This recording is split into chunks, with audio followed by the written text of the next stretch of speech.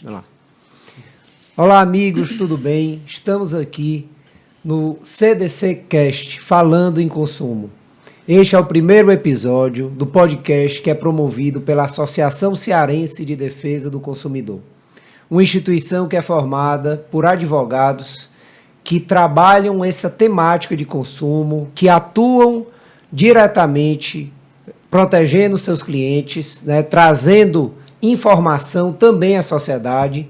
E esses advogados agora se proporam a estarmos dividindo com a sociedade informações fundamentais. Afinal, o direito do consumidor é o direito mais cotidiano, observando que todos nós somos consumidores todos os dias. Então, a Associação Cearense de Defesa do Consumidor, sediada aqui em Fortaleza, onde estão os estúdios aqui da nossa gravação, ela se propôs a trazer a informação de uma forma simples. Existem advogados que vão estar conosco, existem jornalistas, como a minha amiga Elaine Oliveira. Então, vamos trazer muita informação com o objetivo de que não só o profissional do direito, mas também o próprio consumidor, as pessoas que queiram entender um pouco mais e exercer os seus direitos. Esse podcast, ele tem a essência na garantia da educação do consumidor. E garanto a vocês, como alguém que estuda muito o Código de Defesa do Consumidor, que esse sentido, esse espírito, está baseado, inclusive, no Código de Defesa do Consumidor, que logo no início fala da educação para o consumo como uma das bases fundamentais do direito do consumidor. Então, sejam muito bem-vindos, venham conosco. Esse podcast realmente trará convidados muito especiais e hoje nós vamos tratar de um tema importantíssimo. A inclusão é algo fundamental. Inclusive, eu ouvi uma frase esses dias que fala que não é aceitar, é incluir. Então, nesse sentido, hoje vamos tratar sobre a questão do consumidor autista e nesse diapasão nós vamos trazer pessoas que, além de estarem extremamente preparadas, porque vivem isso na prática, ou então labutam, vamos dizer assim, trabalham com essa frente, também são pessoas que podem dar testemunhos de vida. E hoje, neste episódio, estamos trazendo aqui, quem vai estar comigo, sendo co-host nesse momento, é minha amiga Fabiana Fará, que é membro da Associação Cearense de Defesa do Consumidor.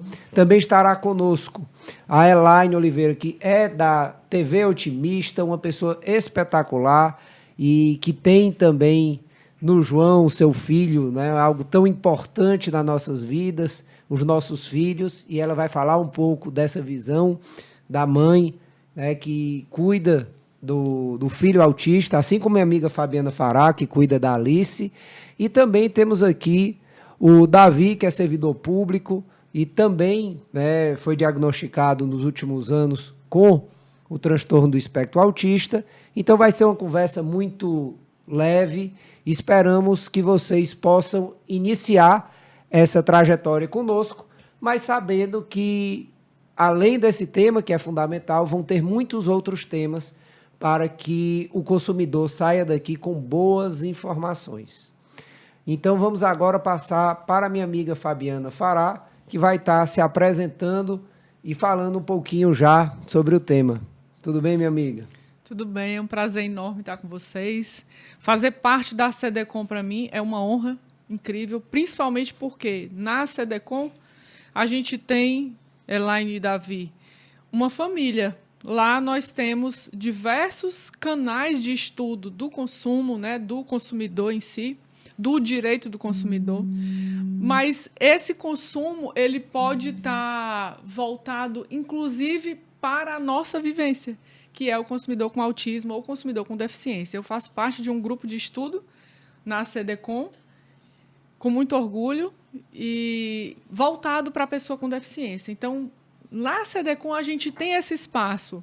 Quem gosta do direito bancário, quem gosta do direito dos turistas, né, do turismo, do entretenimento, tem espaço para todo mundo na CDCom. E eu, com muito orgulho, faço parte de 2 grupos, lidero o grupo da pessoa com deficiência e faço parte do grupo do idoso, que, de certa forma, um dia da vida todos nós vamos ser, né? E também vamos ter os nossos comprometimentos, que acabam unindo os 2 grupos. Então, assim, para mim é um prazer enorme trazer o assunto autismo, que é uma coisa que eu vivo há 23, vai fazer 23 anos, com a minha filha mais velha. E a gente sabe o quanto é difícil hoje nos fazer respeitar em sociedade. Trazer os direitos, a gente traz, a gente apresenta, mas você, de fato, ser incluído, o trabalho é maior. Nós tivemos já várias chances de trazer o autista como protagonista em algumas situações. É muito interessante a vida que o Marcos Mion mostrou do filho dele, do Romeu, que eu acho que foi primordialmente quando o autismo se apresentou na vida das outras pessoas, porque até então pouquíssimo se falava, mas quando a gente vê alguém famoso que traz à tona essa questão, parece que as pessoas acordam, né? Começam a perceber, e a gente acaba ouvindo algumas coisas, tipo que o autismo está na moda e tudo mais, mas é justamente por isso, porque ele está em evidência. E, de fato, é o que a gente quer, sabe, Tiago? A Elaine pode dizer se eu estou certa ou se eu estou errado, o Davi também. A gente quer informar. E informação é precioso demais, né? E o tema desse ano do autismo, da conscientização do autismo, é exatamente essa: mais informação, menos preconceito.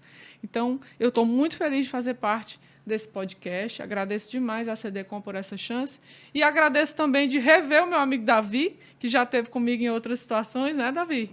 E conhecer a Elaine, que eu não conhecia ainda, para a gente debater sobre a nossa vivência, né?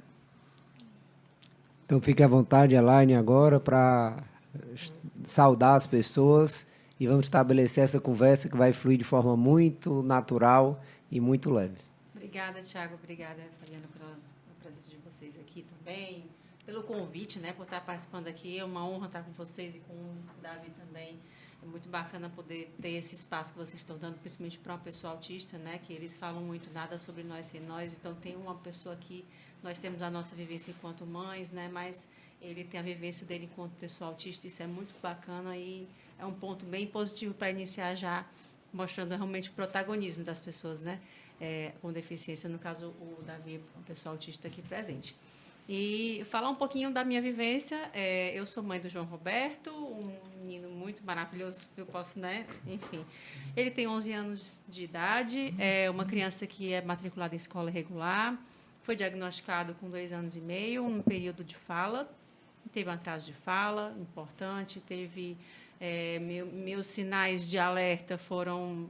ele andava de pontinho de pé, ele não olhava no olho, ele não sabia brincar de forma funcional, né? Ele juntava os carrinhos e colocava enfileirados, não tinha o funcional do brincar, né? Da imaginação, de contar história, de olhar no olho, de bater palma, imitar o outro, né? Tudo isso ele não fazia. E eu tentava identificar o que seria, né? O que está acontecendo com o meu filho, porque o tal do normal não é, né? Que a gente sabe que hoje em dia não é, ninguém é normal de perto, né? Como a gente costuma falar. Mas, no caso dele, ele tinha esses pontos que eu passei a observar. A gente, enquanto mãe, faz com relação à questão de... a gente compara com os outros filhos, as outras amigas, né? Inevitável, né? A gente diz assim, um está falando, já está perguntando, e eu ficava me questionando, assim, não, ele não pergunta, ele não fala, ele não pede água, né? Ele não fala... E outros que já tinham nascido depois do João, né? Então, eu ficava me questionando, que é esse atraso no desenvolvimento dele. E levava para profissionais. Em 2015, quando ele foi diagnosticado, não tinha essa informação que a gente tem hoje, né? Que bom que a gente tem. Quanto mais a gente tiver, melhor. E aí eu fui, como jornalista, pesquisando, né? O que será isso? Ponta de pé, atraso na fala, não olha no olho, sempre tinha autismo, autismo, autismo. Eu não sabia, nesse momento, que eu tinha que ir para um neuropediatra ou um psiquiatra infantil, que é quem diagnostica, né? Eu fui o sentido inverso. Eu fui para as terapias de apoio. Então, ele não conseguia falar, fui na fono. Ele não conseguia, ele não conseguia pegar nas coisas, né?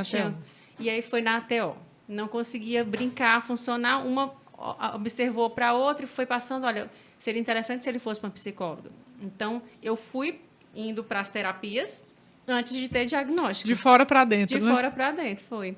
E aí, porque eu não sabia, Sim. por puro desconhecimento. Mesmo sendo jornalista, né, para tivesse em 2015, né, não tinha essa informação que a gente tem hoje, né, que a gente faz questão de dizer. É um neuropediatra, é um psiquiatra infantil quem diagnostica, né? A primeira pessoa que deve chegar, né? Os pediatras não foram capacitados para isso, então o pediatra falava assim: não, isso é do tempo dele, isso aí ele vai acontecer, não se preocupa não, você está muito aperreada, você é muito ansiosa, né? Ele vai falar, já viu algum menino sem falar, não sei o quê? Era muito assim, né? E eu ficava assim, tá, mas eu sentia, entendeu? Assim, de gente mais sente. E até quando eu fiz o sentido inverso. Quando eu fui atrás de uma fonoaudióloga, uma pesquisa no Facebook, coloquei nome autismo, fonoaudiologia, apareceu uma profissional daqui. E quando eu olhei, ela falava sobre o teste da linguinha, atraso na fala e falava em autismo. Eu disse, poxa, pois eu vou atrás, tentar falar com ela. E foi quando eu fui atrás de mandar mensagem, ela respondeu, você pode vir aqui? E tudo, eu fui lá com ele, fui conversar com ela, depois eu fui com ele. E ela, olha, eu não posso diagnosticar, mas ele tem alguns traços. Em resumo, da fono foi para a TEL, da TEL foi para a psicóloga, da psicóloga elas vieram e falaram, olha, ele tem traço, sim, mas nós não podemos diagnosticar. Então, ele precisa ser visto por um neuropediatra ou psiquiatra infantil. Foi quando eu fui para a neuropediatra e aí ela disse, olha, ele está no espectro autista e se você está fazendo tudo o que era para eu dizer para você fazer, você já está fazendo, ele já está tendo terapias, né? Então, você continue que você vai ver o desenvolvimento dele com o passar dos anos. E hoje eu vejo. Hoje eu tenho um rapaz, um pré-adolescente de 11 anos, que sai para passear, que não quer mais brincar em parquinho, apesar de socializar, gosta muito de fazer amizade, gosta de olhar no olho, gosta de contato, de abraçar, é muito empático, extremamente empático e agora está numa outra vibe, digamos assim, né? Que é a pré-adolescência, né? Está querendo passear, está querendo jantar fora, escolhe o cardápio e tudo assim. A gente está treinando, né? Digamos assim, é o treino da vida, né? Outras experiências, né? Experiências. E aí, a gente tem vivido isso. Também tive negativa de vaga, de matrícula, né? Passei por 2 vezes por isso. E com relação à questão de consumo, né? A gente vê isso sempre, né? A gente vê, desde a questão de não parecer, ele não parece autista, né? A gente até brinca assim, precisa de quê? De um olho na testa para poder parecer autista, não né? Não tem como, né? Não tem como. A gente anda com laudo. Então, eu tenho um laudo aqui salvo no telefone, caso alguém tenha dúvidas. Todas nós, né, Elaine? Todas, Todas nós temos o laudo salvo. Porque, assim, é o último recurso, né? Porque as pessoas, elas questionam. E quando muitas vezes, o João ele precisa pouco, né? É o nível de suporte dele é o 2. Mas a gente treina tanto ele, a gente sai tanto com ele, passeia tanto com ele, que ele já entende o esperar da fila. Ele entende que daqui a pouco ele é atendido, então a gente vai contando quantas pessoas estão na frente e tudo mais, né? Vai explicando o processo e tal. Mas tem alguns episódios que ele realmente precisa utilizar a preferência, né? Que não que é a prioridade e não é a preferência. Aí tem a mudança também disso, né? Para a gente poder depois conversar. E eu uso o cordão de girassol, né? Com o nome autismo, porque ele já tá maiorzinho, né? E quando é criança, tudo bem, nenenzinho, tudo bem e tal, vai. Mas depois que vai crescendo, né, e que, sobretudo, ele às vezes está com algum limiar de intolerância de tempo, alguma coisa assim, que eu sei que ele vai desregular, então eu utilizo. Mesmo assim, a gente vê os olhares tortos, né? A gente vê, às vezes, muita empatia de quem está no caixa, né, que entende. A gente já avançou muito com relação a isso, mas existem estabelecimentos que ainda não entendem. E pessoas, sobretudo, que estão na fila que reclamam, ou vão diretamente reclamar com você, ou elas olham torto, acham ruim, uma piadinha, entendeu? E aí você tem que virar fera nessa hora e andar com o laudo já aqui baixo, né? Colocar direitinho a poste para poder mostrar para a pessoa, olha, está aqui, laudado e tudo mais. Mas são lutas e desgastes diários, né? Porque a gente não precisaria passar por isso. Eu costumo dizer, Elaine, que todo mundo mata um leão por dia, né? Mãe de filho com deficiência ou com autismo ou com algo parecido tem que matar um dinossauro por minuto. É verdade. Porque em todo lugar a gente tem um obstáculo. Em todo lugar. A gente estando com eles, né? A gente sozinho a gente se vira, mas estando com eles tem muita coisa ainda a superar. Muito obstáculo. Vamos trazer agora o Davi também, né? O Davi Aguiar, que ele é formado em Direito, hoje é servidor público. E eu gostaria de perguntar para o Davi, né, já nessa apresentação dele, Davi, você foi diagnosticado em 2018. Como foi a sua vida? O Davi relatou aqui em off algumas situações que já dariam a entender na década de 90, né, Davi? Mas eu gostaria de perguntar para você como foi essa questão de fechar o diagnóstico. O que aconteceu e como você se sente hoje como alguém que diagnosticou o autismo e é adulto. Às vezes as pessoas têm um cuidado maior com criança, eu não sei. Você poderia falar um pouco para a gente, já se apresentando, Davi? Obrigado pelo convite, Thiago, Fabiana, saudar a Elaine também aqui presente e a todos que nos escutam. Como eu estava te falando antes de começar aqui o nosso podcast, era algo assim que eu sempre fui uma criança, adolescente que chamava atenção. Seja por interesses restritos, seja por quando eu era criança, assim, tinha meus 5, 6 anos de idade, ao invés de estar preocupado da gente passear na praia, alguma coisa e tudo, era preocupado em ver as brigas ferrenhas nas pistas de corrida entre Ayrton Senna, Alain Prost e Nigel Mansell. Não queria sair de casa porque tinha corrida e naquela hora eu tinha que ficar em casa. E também a questão mesmo na escola, as professoras chamavam a atenção pelo nível de conversa, conversavam com a mamãe como se fosse assim, alguém além da turma, alguém que se destacava, mas que não era uma linha constante. Era sempre alguém que tinha seus pontos fortes, mas também tinha matérias na época do colégio que não entrava. Assim, na época, a parte de geometria espacial, desenho e tudo, eu não tenho muita coordenação motora para desenhar. E também, assim, na época do colégio, tinha muita memorização em história, geografia, e de gravar cenas que ocorriam, seja com os colegas, quando encontrava alguém nos lugares. Mas, na época, quando eu era criança e adolescente, sempre procurava um psicólogo, um neurologista, afirmavam apenas que era como se ele fosse, para minha mãe, como se eu fosse assim mesmo, e não tivesse algo errado, digamos, algo fora da curva. Mas a questão mesmo, tem déficit de atenção, é mais tímido, é o jeito dele, com o tempo vai se desenvolver, vai estudar, vai se formar. E, assim, a gente até tinha um pouco de desconhecimento, porque a gente não conhecia, assim, esse lado do autismo, de precisar de menos suporte. A gente só visualizava mesmo os laudos mais severos, que era o que realmente a sociedade transmitia para a gente o que era o autismo. Tanto é que, quando o diagnóstico foi fechado em 2018, foi assim uma surpresa, porque muitas vezes sempre fui assim apegado à rotina, apegado a sempre gostar dos mesmos lugares, e sempre ser muito observador, e sempre tem muito aquele olhar que o autista tem além das outras pessoas. Mas ninguém nunca suspeitava que pudesse ser. E o diagnóstico veio todo a partir de uma questão de, quando tomei posse como servidor, no final de 2017, no interior do Estado, veio toda a questão de quebra de rotina. Eu perdi todo o contrato familiar, toda a minha vida aqui em Fortaleza, os lugares que frequentava, toda a minha questão de estudar e a questão de ter toda aquela vida cronometrada por aqui. O que no interior não tinha, e realmente era uma verdadeira crise de ansiedade e, às vezes, até pânico quando chegava a hora de viajar para ir para o interior, para passar a semana lá.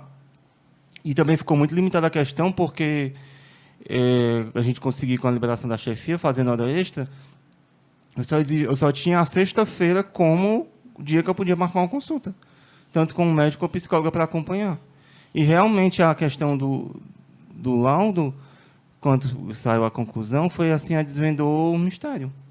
Porque era sempre realmente algo que chamava atenção aos meus pais e a mim mesmo, e você ficava até sem responder, seja quando você era questionado porque não olhava nos olhos das pessoas, seja quando você era taxado, assim, às vezes, de mal educado, por sempre ser direto e pegar fama de ríspido, de curto e grosso, e não é bem assim, porque às vezes a gente é bem literal naquilo que a gente acha que sente a necessidade de responder e não é sendo grosseiro. Aí, de certa forma, são mais essas questões. Foi desvendado toda uma luz no fim do túnel que a gente pôde visualizar o que realmente tem e procurar buscar terapias e médicos que realmente trilham o caminho de conhecimento do autismo. E não alguém que está simplesmente vendendo ou prometendo uma cura ou indo trabalhar terapias que, no final das contas, não vai resolver. Vocês acham, e aí fica aberto aqui para a gente dialogar, se percebe que há uma crescente nos diagnósticos de autismo. Vocês acham que é desinformação de outras décadas, ou que há algo diferente no modo de viver dessa sociedade atual, uma aceleração, algo nesse sentido que gere, vamos dizer assim, esses diagnósticos? O que é que vocês acham sobre isso? Hoje, Tiago, a gente tem 1 a cada 36, foi o último estudo que saiu. 1 a cada 36 pessoas tem autismo. Isso é muito. É muito. E quando a gente vê cada vez mais diminuindo essa diferença, essa estatística, né, é uma outra coisa que a gente fala também, que falta ainda a atualização, porque o último censo foi de 2010. O autismo foi colocado como pessoa com deficiência oficialmente em 2012 na Lei Berenice Piana. Então, ele nem entrou na estatística de pessoa com deficiência da época do último censo. E esse censo que está sendo feito agora, ele é randomizado. Na minha casa, quando foram fazer o censo, não tinha a pergunta se tinha alguém com deficiência. Eu quis colocar como um plus e a pessoa me disse que não podia fazer isso. Não tinha espaço para uma observação assim extra.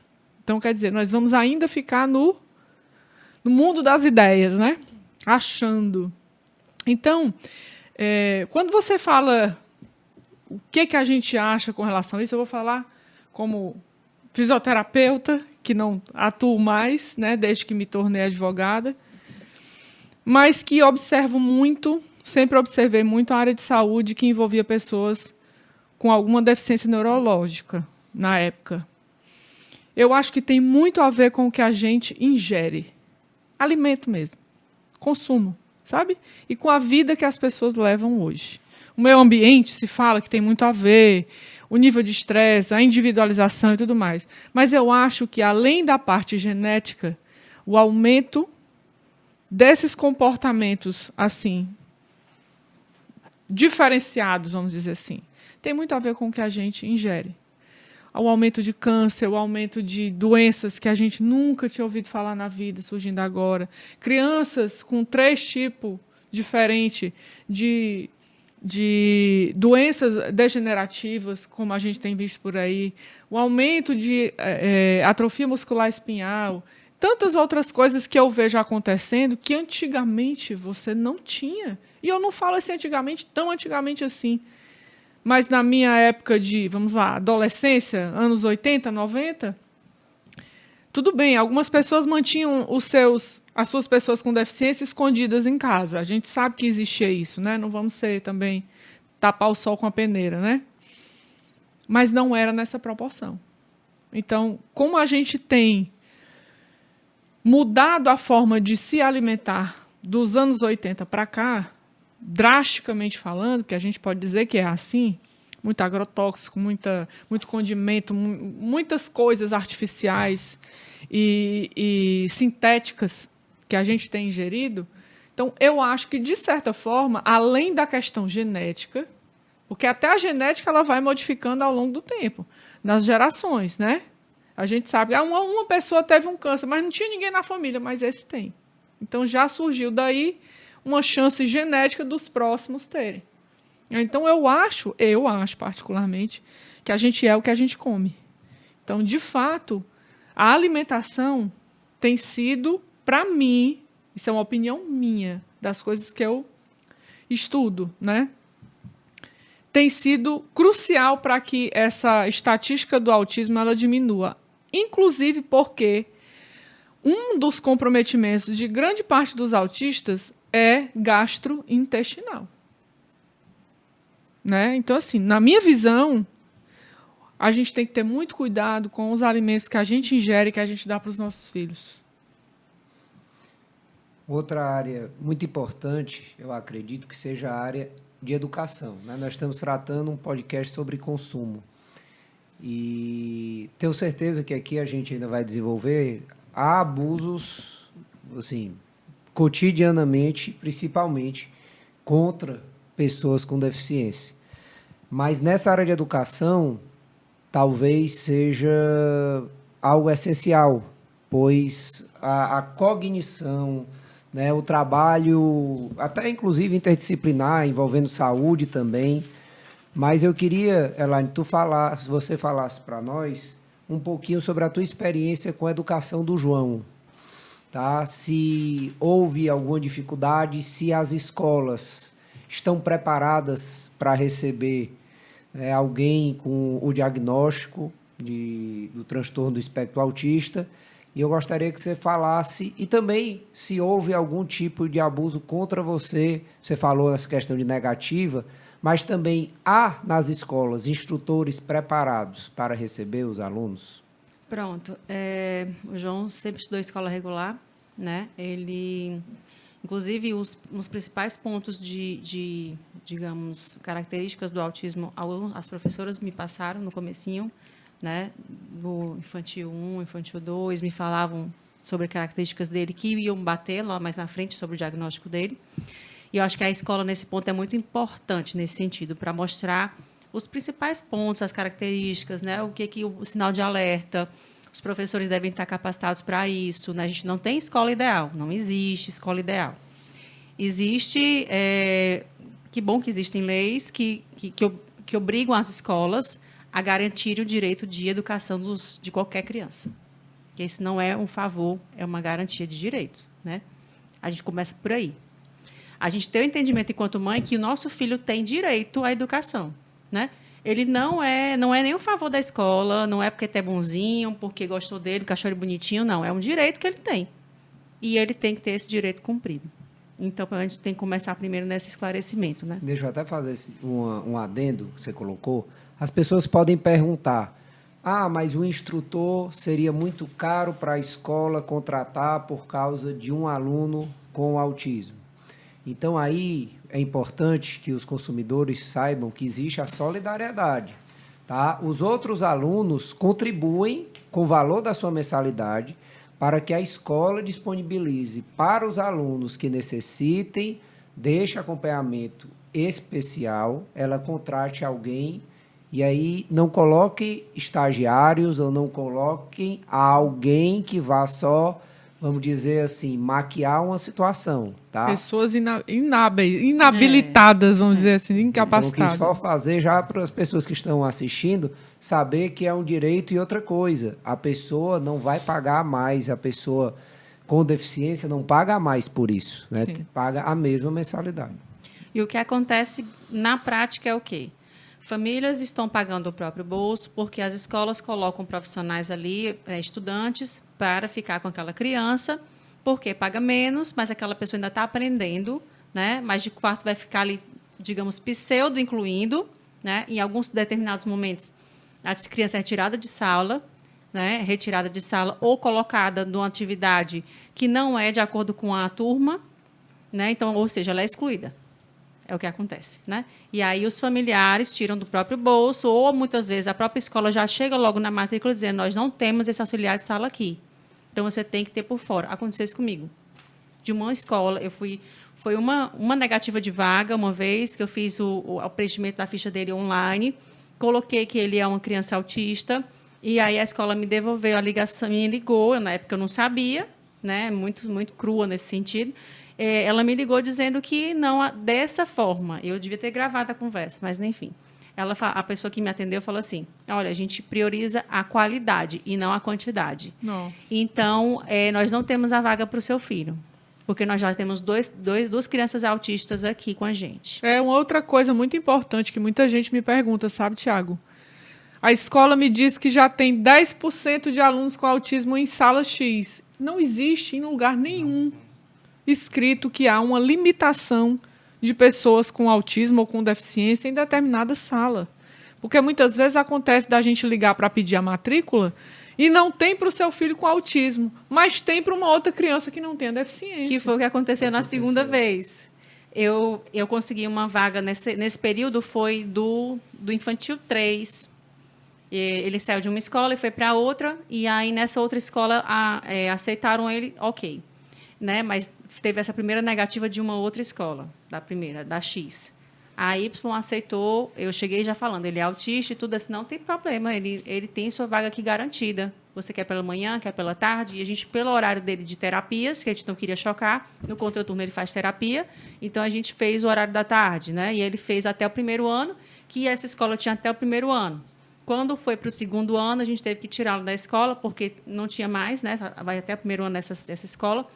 A gente teve, aí foi a peregrinação da segunda negativa, que foi quando eu fui atrás de uma escola maior para ele ficar até o terceiro ano, né? A ideia seria essa. A escola que se diz inclusive e tudo mais, e eu entrei em contato, não, a gente vai fazer a seletiva e tudo mais. Ele, no dia, ia ter uma prova para todos. Eu disse que ele é autista, né? Eu relatei para a escola. Nesse dia, foi num sábado, um dia atípico, o terapeuta dele foi, né, para auxiliar, a gente explicou, mostrou as figuras, disse como é que seria o processo e tudo mais, mas a prova dele não foi adaptada. Outra questão. Ele entrou numa sala com a prova igual, um calhamaço de textos para o segundo ano, certo? Ele tinha feito primeiro, era para o segundo ano, do fundamental. Então, no calhamaço, para as crianças sentar e escrever e responder, e ele, lógico, ele nem ficou na sala e nem fez a prova, né? Enfim, ele desorganizou de tal forma que, mesmo assim, depois a gente foi chamado para conversar com o psicólogo. Aí ela perguntou, olha, a gente tem possibilidade de criar uma turma à tarde. Eu disse, não tem problema, é a prioridade para ele. Assim. E eu nem precisava ser questionada a isso, né? Não precisava. Mas eles me questionaram se ele poderia ir para a tarde. Eu disse, não tem problema, e a gente ajusta a terapia dele para ser de manhã. Enfim, tudo bem. Saímos de lá com a esperança de que íamos ter a vaga. Quando me ligaram, 3 dias depois, dizendo que ele, infelizmente, não fecharam a turma e não iria ter vaga para ele. Eu, já tarimbada na primeira vez, né, pedi para uma amiga ligar. Olha, dá uma ligadinha, pergunta e tudo mais. E ela, psicóloga, disse assim, absurdo, como é que pode, não sei o que e tal. E ela ligou. No que ela ligou, ela perguntou. Olha, se passou de mãe e disse que tinha uma vaga, 2 vagas, se perguntou se tinha 2 vagas para os filhos dela. E uma delas era a mesma turma do meu. Seria, né? Segundo ano do fundamental. E tinha vaga. E aí eu entrei, denunciei junto ao Ministério Público, tive a audiência, né? E a diretora, no dia da audiência, apareceu a vaga. Só que o meu filho já estava matriculado em outra escola, porque uma amiga conseguiu para o filho dela também autista, e disse, Elaine, vai lá que eu consegui para o meu filho. Tipo assim, a gente tenta se ajudar, né? Porque... Sim. A ideia, Tiago, é muito dolorido você falar isso, mas parece que eu estou tentando ter uma vaga para um bicho peçonhento, sabe? Porco espinho. É como se eu estivesse pedindo assim, olha, esse leão aqui, ele não morde não, tá? Uhum. Mas dá uma vaguinha aqui para ele, deixa ele ficar aqui, é um direito. Então, assim, é muito dolorido a gente, enquanto mãe, né, sentir isso. Eu tenho certeza, assim, que bom, né, e digo que bom para quem estiver assistindo que não passou nunca por isso, porque é muito dolorido você ter, né, que peregrinar uma coisa que é direito do seu filho. Né? E você falou uma palavra que eu queria perguntar para o Davi. A palavra desorganização. Quem está assistindo talvez não tenha uma noção da dimensão disso para uma pessoa que é diagnosticada com autismo. Eu ia te perguntar, Davi, né? Até porque você já adulto resolveu investigar diante dessa situação do interior que você tinha ido, né, por conta do trabalho, até para que as pessoas possam ter empatia um pouco mais. Eu acho que essa é a palavra mais importante para esse episódio. A empatia não é pena. Como eu disse que eu coloquei no início, tem vários conceitos que as pessoas confundem. Sim. Incluir não é simplesmente aceitar. Então, acho que essas palavras são importantes. Se eu te perguntar, Davi, assim, na hora que você disse, eu vou investigar sobre o autismo, essa desorganização, ela vem acompanhada de quê? Para as pessoas entenderem, assim, como é a visão de alguém que vivencia isso no dia a dia. Como eu tinha falado antes, é a questão de a gente ter preparado toda uma rotina pronta. E quando as coisas saem do nosso controle, a gente meio que dá ansiedade, a gente se desespera, porque a gente espera que saia tudo conforme a gente planejou. Se sai algo fora da curva um pouquinho, a gente já fica assim dizendo, meu Deus, e agora? O que é que eu vou fazer? Como foi isso? E assim, o conselho que a gente dá para as escolas de certa forma, transmitir aos pais como vai ser na hora do teste de seleção, como transmitir isso à criança, buscar conhecer os pais antes, porque a inclusão, a gente já passou do tempo que a inclusão não é caridade, não é favor.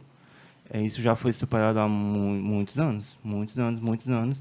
Tanto é que hoje já não se fala mais no portador que carrega toda aquela enfermidade, aquela visão de ter uma cura, e ele que se adapte à sociedade. Já não é mais assim. A gente já tem a assinatura do Pacto, da Convenção da Pessoa com Deficiência, a nossa Lei Brasileira de Inclusão, a nossa Convenção da Pessoa com Deficiência, que é a Convenção de Nova York, é o primeiro tratado de direitos humanos ratificado pelo Brasil que tem força de emenda constitucional, por conta do artigo 5º, parágrafo 3º, se não estiver enganado, da Constituição. E já não é hora de tratar isso como um favor, como se fosse um peso, um fardo ter um aluno desse tipo.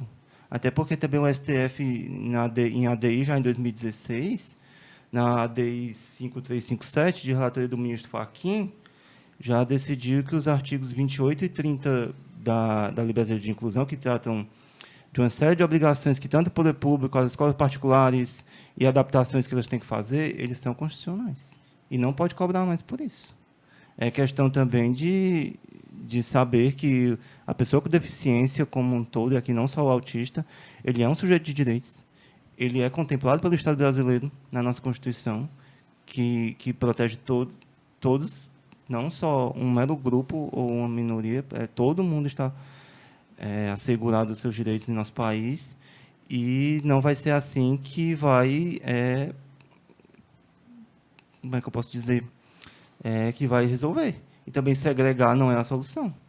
Vai cada vez mais despertar preconceito, e a criancinha na escola vai perguntar para a mãe por que aquela criança não pode estar junto dela, e isso vai parecer que o menino é um psicopata, vai morder alguém, ou vai fazer algo que vá descontrolar toda uma sala de aula que ele não possa estar ali junto.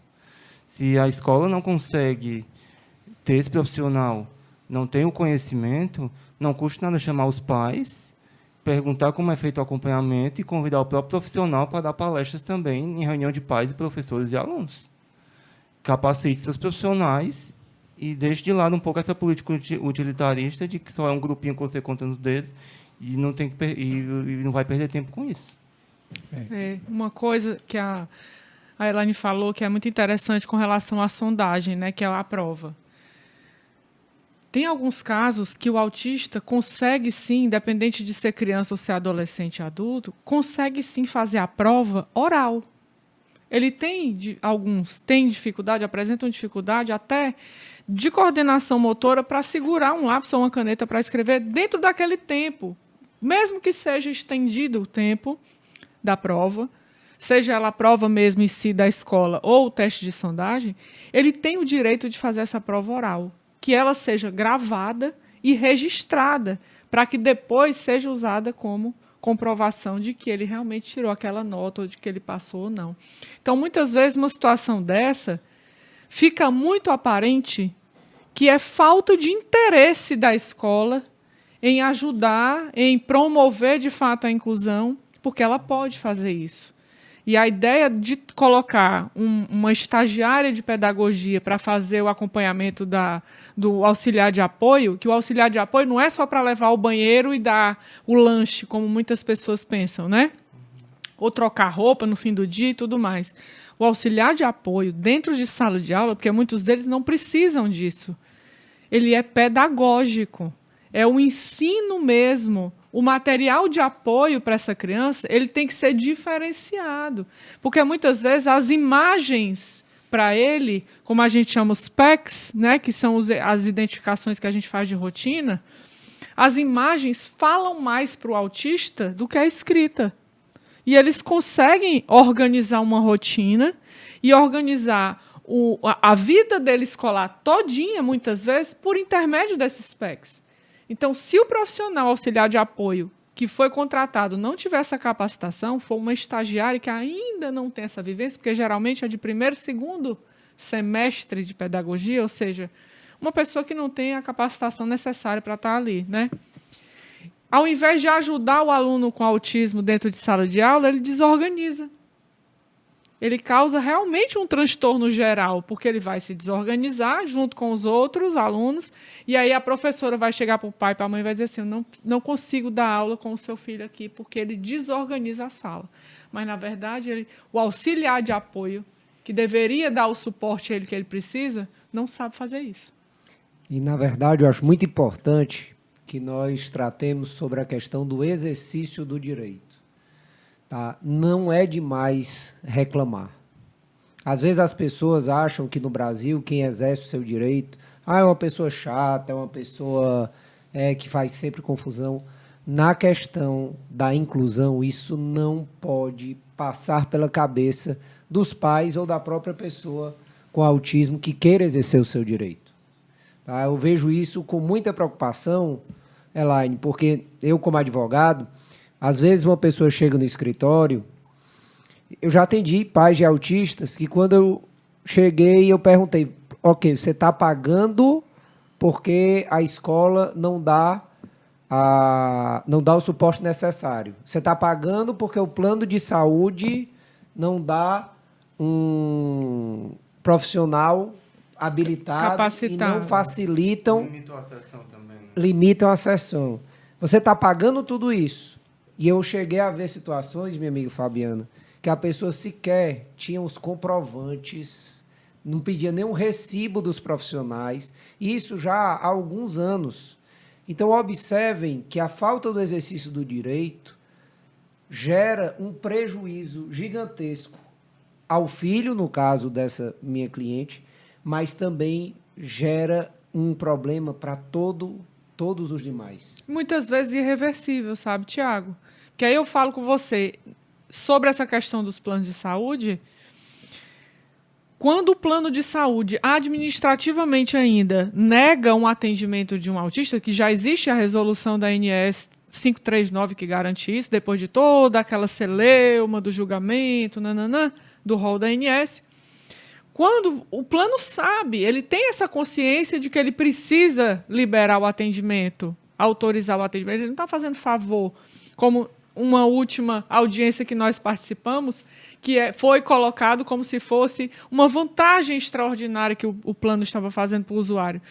Quando ele nega isso, um autista recém-diagnosticado, ele tem uma janela de oportunidade, que a gente chama, os médicos costumam chamar, janelas de oportunidade. O que são isso? São condições naquele período de vida, naquela idade daquela criança ou daquele adolescente, que ele precisa ser estimulado, que se ele não for naquele instante, ele vai perder o tempo de aprendizado. Mas neuroplasticidade também chama. Aí você fala assim, mas isso aí, a gente já sabe que a neuroplasticidade existe até a fase adulta. Ok. Só que tem certas coisas que passou dos 7 anos, é muito mais difícil de você fazer alguém com autismo compreender, estimular e fazer evoluir.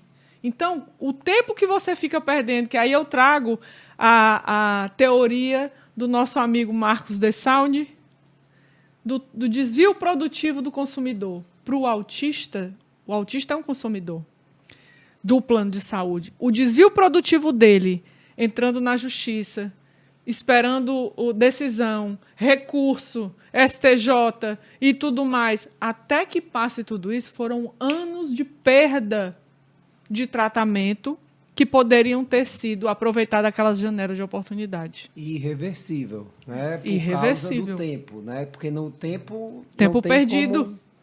Não volta mais. Tempo perdido, né? E você já enfrentou ela nessa... Faz quantos anos que houve o diagnóstico? Foi diagnosticado em 2015. 2015. Então, 2 anos e meio. 8 8 anos, né? Por aí. Mais ou menos. Quais foram as dificuldades de abusos, assim, que você pode dizer para a gente? Olha, isso aconteceu.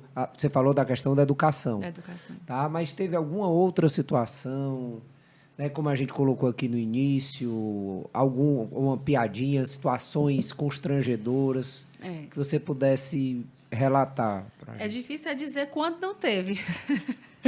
Porque parece que todo dia, eu brinco muito das minhas redes sociais, eu faço, vamos continuar tendo 0 dia de sossego. Porque A gente usa muito isso, né? Porque parece que é mais fácil de dizer o dia que a gente não tem, né? Que a gente não passa por isso. Porque saiu de casa, tem, né? Pelo plano de saúde, por exemplo, desde quando ele foi diagnosticado, 2015, até... Nossa, meu Deus do céu, eu vou perder aqui o tempo, mas foi um bom tempo que a gente passou pagando o próprio bolso, tendo plano de saúde. Porque não tinha. 2015 não tinha. Sei bem o que é isso. Não tinha terapeuta específico, não tinha terapia como a gente tem hoje.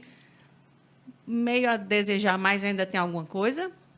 Os planos estão começando a criar os núcleos, né? E pela demanda muito grande, e é bom que tenha cada vez mais pressione, porque aí eles vão ser obrigados por lei a fazer isso, né? Mas na época não tinha, não, então eu tive que tirar do bolso. Então, uma boa parte da minha renda, da família, tá? Não é só minha, não. Minha do meu esposo, da família. Uns 70% era para a terapia dele. 70%? Em torno de 70%, sim. Incrível. Porque ele tinha que ter terapeuta ocupacional, fonoaudiólogo, tinha que ter psicólogo. E é que duas sessões por semana, 2 de um por semana, 2 de outra por semana. Entendeu? Ele tinha a manhã dele toda preenchida de terapia. Então, eu tinha que pagar. Fora o valor de neuropediatra, que era por fora. Porque também o plano não tem aquele neuropediatra específico que pode te dar o suporte que você precisa. Isso. Então, assim, o que sobrava para lazer? O que sobrava para escola? O que sobrava para, né, para gastos que possam vir sem a gente... Extra, né? Então, assim, o que é que fica? Pouca coisa, ou quase nada, ou para o mês seguinte. É uma vidinha regrada. Uma vida devotada Total. em torno de uma situação. E assim, porque a gente vê, hoje os planos têm alguma coisa, né? Que a gente fala alguma coisa. Mas quando você vai procurar, muitas pessoas me perguntam, me seguem nas redes sociais, perguntam assim, Elaine, eu estou com um amigo que está diagnosticando filho, ou então fulano, alguém da família e tal. Quem é que você indica? Então, muitas vezes a gente indica profissionais que estão particulares. Por quê? Porque pelo plano... Ou demora muito, a pessoa não tem especialidade, ou ela vai chegar lá e não vai atender de forma condizente com o diagnóstico correto, né? Tempo de atendimento super limitado. Muito curto, exatamente. Por causa da demanda. E as terapias também, um tempo muito curto, que quando você vai ver no final das contas, não tem o rendimento necessário que aquela criança precisa para aquilo, né? E o tempo é muito precioso, ele passa, né? Então, assim, muitas vezes a gente teve que fazer isso com ele no comecinho, por quê? Porque ele tinha essa janela, ele tem essa janela. Então, eu tinha que aproveitar esse tempo, que não ia mais voltar. Então, assim, é uma corrida contra o tempo que você tem, sabe? E é desumano. Sem falar que isso sobrecarrega nas mães. Porque muitos e muitos casos são as mães que sobrecarregam isso nas costas. Verdade. Né? De cuidar da casa, de trazer o sustento da família, de poder levar para a terapia, de estar do lado. Muitas vezes o pai, né, o genitor, enfim, no caso, né, ele sai.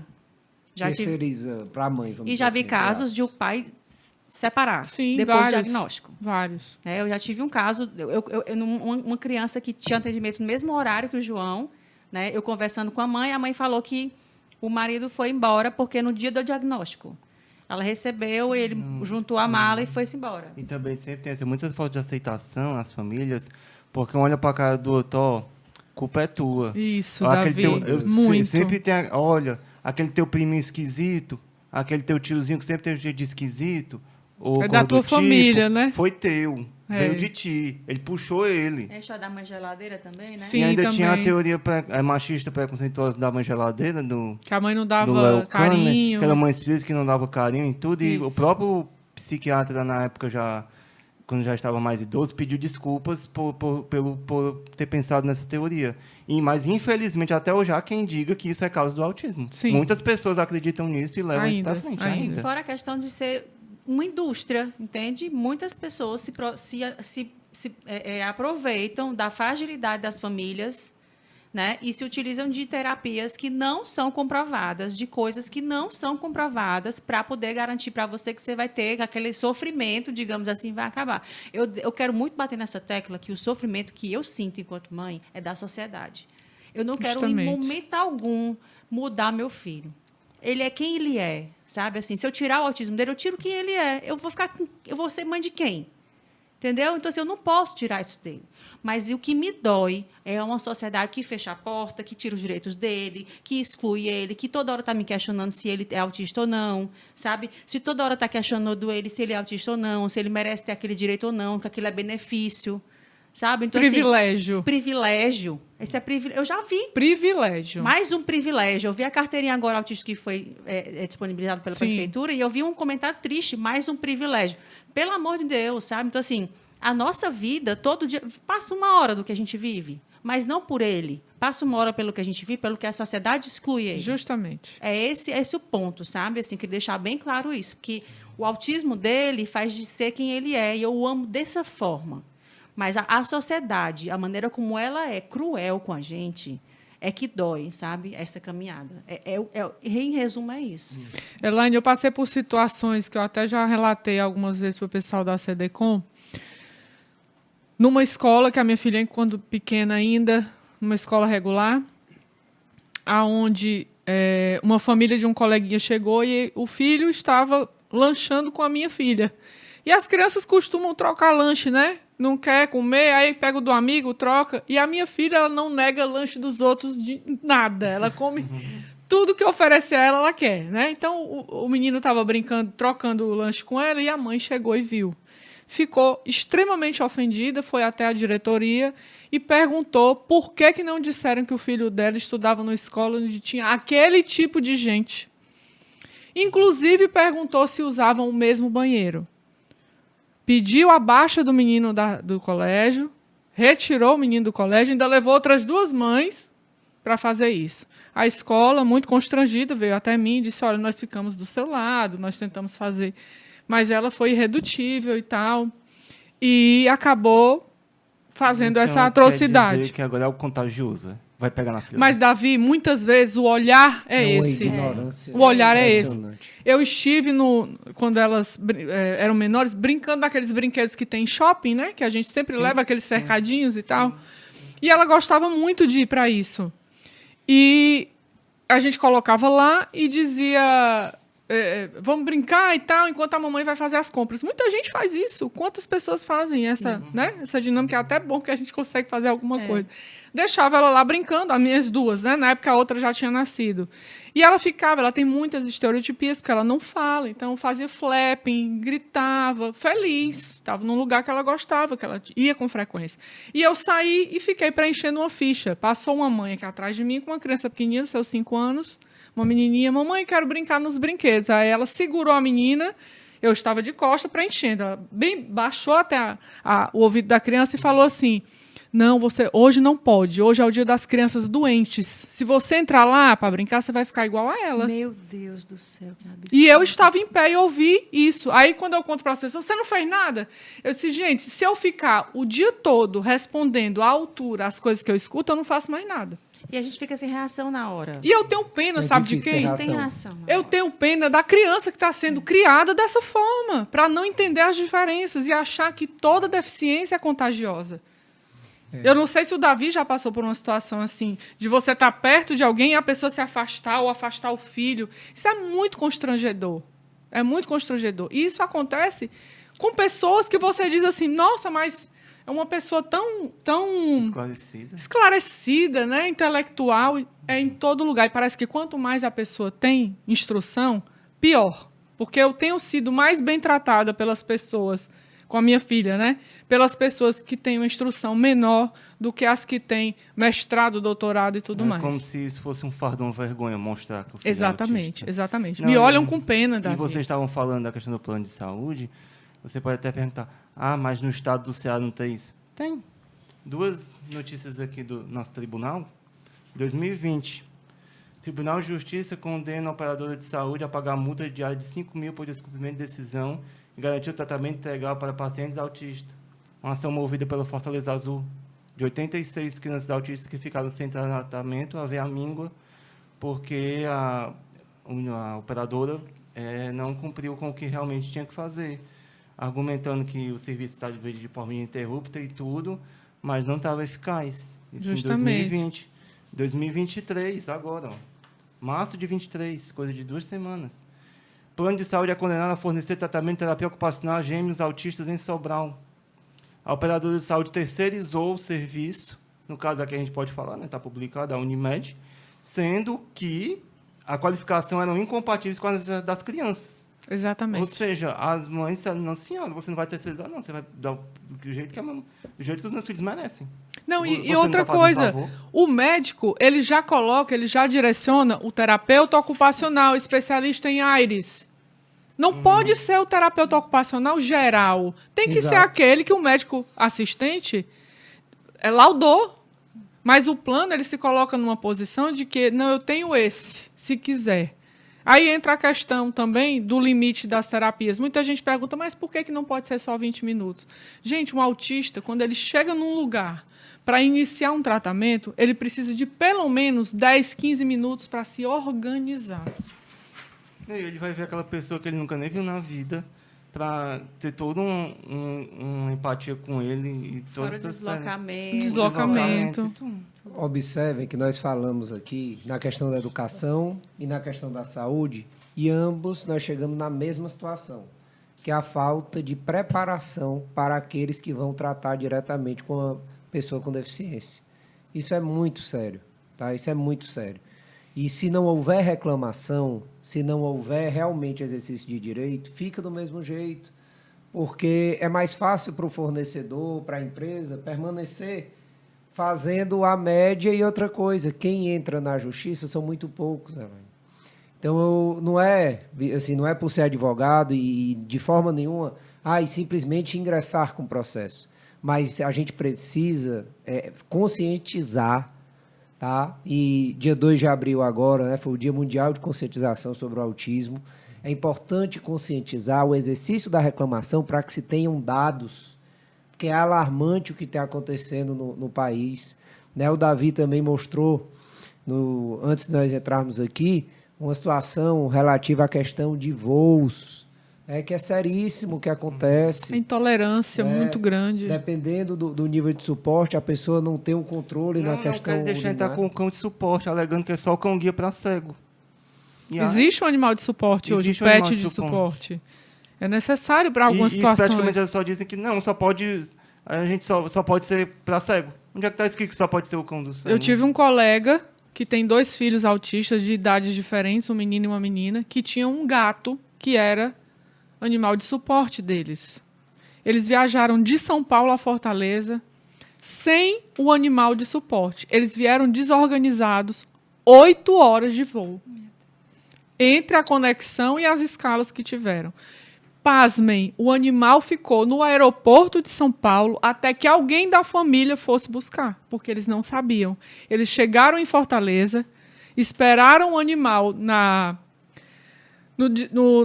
bagagem, né, juntamente com a bagagem, a dispersão da bagagem, e ele não estava lá. Aí ficaram sabendo, depois de procurar a companhia, que o animal tinha ficado em São Paulo. Eles nem embarcaram o bicho, ficou sem comida, sem água, dentro de uma gaiolinha, esperando alguém ir buscar. Olha o nível de desrespeito. E se não houver ação, eu costumo dizer que a omissão ela é muito parecida com uma prática de crime ou prática de infração, porque simplesmente é o contrário. Se você deixa de fazer, basicamente continua acontecendo os mesmos absurdos. É o mesmo que fazer errado, né? E ainda teve a questão do autista estar dispensado de usar máscara. Sim, No tempo por da lei, né? pandemia, Por lei, Davi. E ocorreu a retirada de crianças autistas de dentro de avião. E pasme, o comandante do avião questionava o laudo das famílias. Uma O total comandante do avião incompetência questionando o total. laudo da família autista.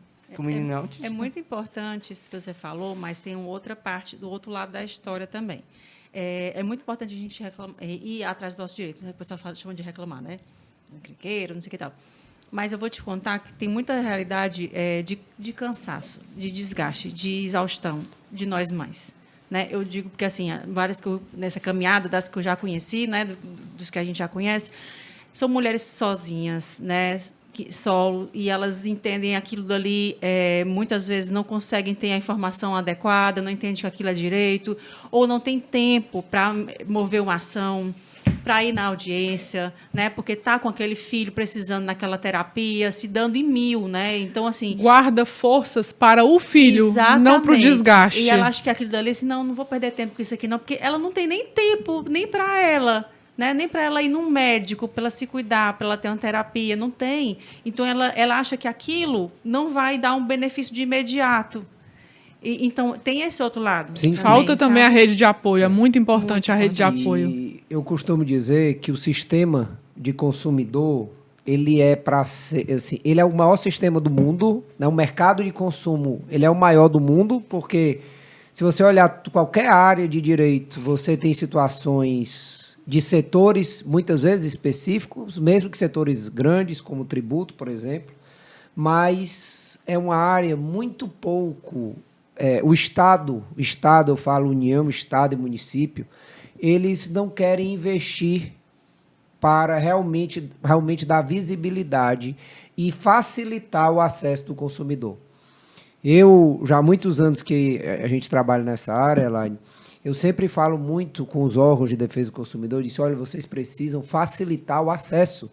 Precisa ser com um clique mesmo, ou por um link fácil, para que a pessoa possa exercer, e aí eu falo... Acessibilidade. Acessibilidade, mas para que a pessoa não precise ficar indo para a fila. Quem tem que fazer isso são os órgãos representativos.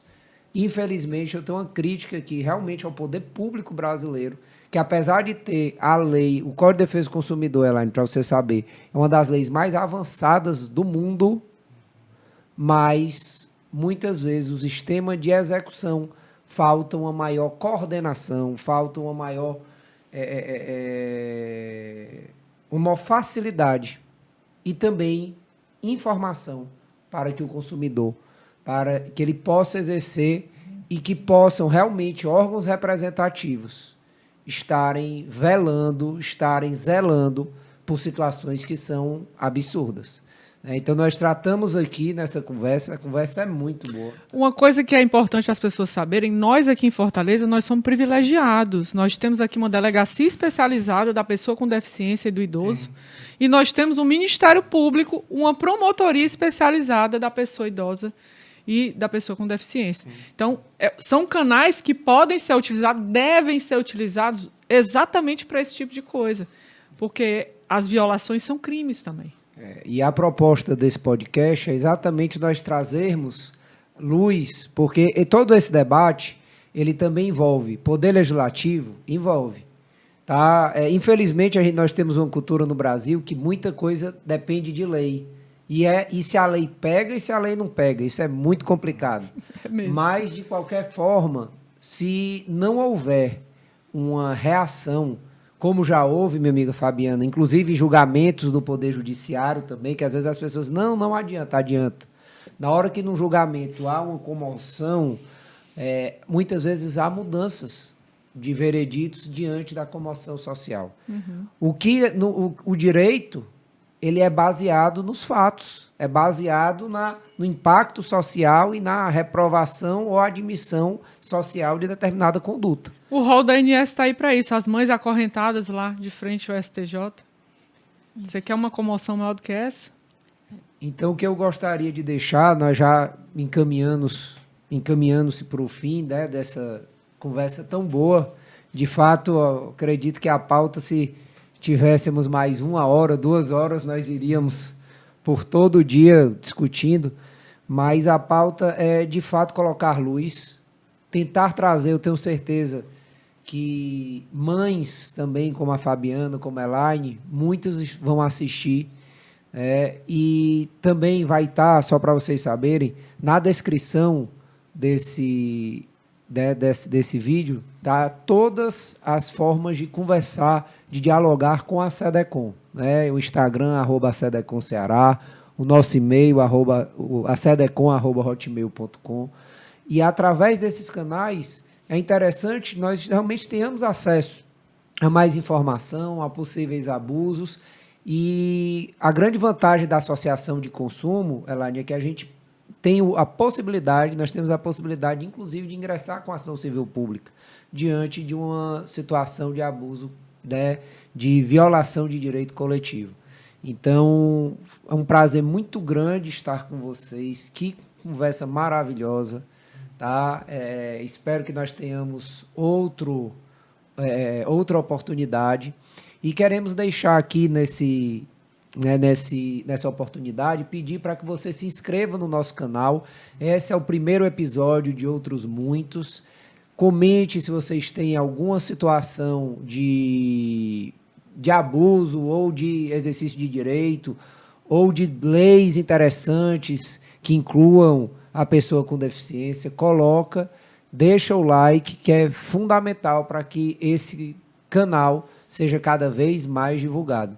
Então, para a gente ir finalizando esse momento, né, realmente de boa informação e de um diálogo leve, eu queria chamar você, Elaine, para fazer suas considerações e muito obrigado por aceitar o nosso convite. Eu agradeço mais uma vez aqui o convite, ficar à disposição no que precisarem também. E, mais uma vez, acho que vocês estão ganhando um espaço muito bacana, né, para poder esclarecer, nunca é demais, e informar também. Muito obrigada. Então, vamos lá. Eu vou deixar primeiro as damas, tá, Davi? Tá bom. Vamos abrir espaço à minha amiga Fabiana Fará, para que ela possa fazer as considerações dela. Eu só tenho a agradecer, foi muito bom encontrar a Elaine e rever o Davi numa situação nobre como essa, e iniciando um podcast maravilhoso, né? Eu sou muito suspeita para falar sobre a SEDECOM, são todos meus amigos, moram no meu coração, e sempre que é preciso falar de autismo, o Tiago sabe que é só levantar o braço que eu estou lá a postos, né? E o que a gente precisa saber é que nós todos já estamos incluídos na sociedade. Não tem ninguém fora. O planeta é um só, o lugar é um só. Então, a gente precisa só se informar. Se informe, se capacite e, de fato, inclua. Vai ser melhor para todo mundo, porque a inclusão é um caminho sem volta. E Davi, por favor. A gente agradece o convite. E não é só o dia 2 de abril que é o dia do autismo. Todo dia é dia do autismo. Assim como síndrome de Down e outras deficiências que existem por aí, a luta que cada um tem, porque não é só o autismo, tem as outras deficiências também. Sim. A gente se concentra no autismo, mas tem os outros também, e como mensagem final, deixar só um trechinho da ementa do julgado da DI, da Lei Brasileira de Inclusão, de 2016, do ministro Fachin. Ele diz aqui... É somente com o convívio, com a diferença e o seu necessário acolhimento que pode haver a construção de uma sociedade livre, justa e solidária, em que o bem de todos seja promovido sem preconceitos de origem, raça, sexo, cor, idade, quaisquer outras formas de discriminação. A Lei 13.146 de 2015, Liberdade de Inclusão, assume o compromisso de acolhimento e pluralidade democrática adotados pela Constituição, ao exigir que não apenas escolas públicas, mas também particulares, pautem sua atuação educacional a partir de todas as facetas e potencialidades que o direito fundamental à educação possui e são densificadas no capítulo 4 da Carta Magna de 88. Ou seja, inclusão não é favor. Então, para encerrar esse momento, eu queria agradecer e fazer um agradecimento especial, né, aos membros da Associação Cearense de Defesa do Consumidor, que, ao iniciar sua caminhada, fez o seu compromisso em levar boa informação ao interior do estado do Ceará. Nós fomos várias vezes já levando palestras, cursos, atendendo as pessoas do interior. E agora, com esse podcast, nós vamos levar ao mundo essa informação e sonhando, sim, com um consumo responsável, um consumo que nós possamos incluir verdadeiramente as pessoas. E não à toa, esse primeiro episódio foi falando sobre inclusão. A associação, a SEDECOM, acredita que a inclusão é uma base para uma sociedade de consumo saudável, importante e digna. Muito obrigado, até o próximo episódio.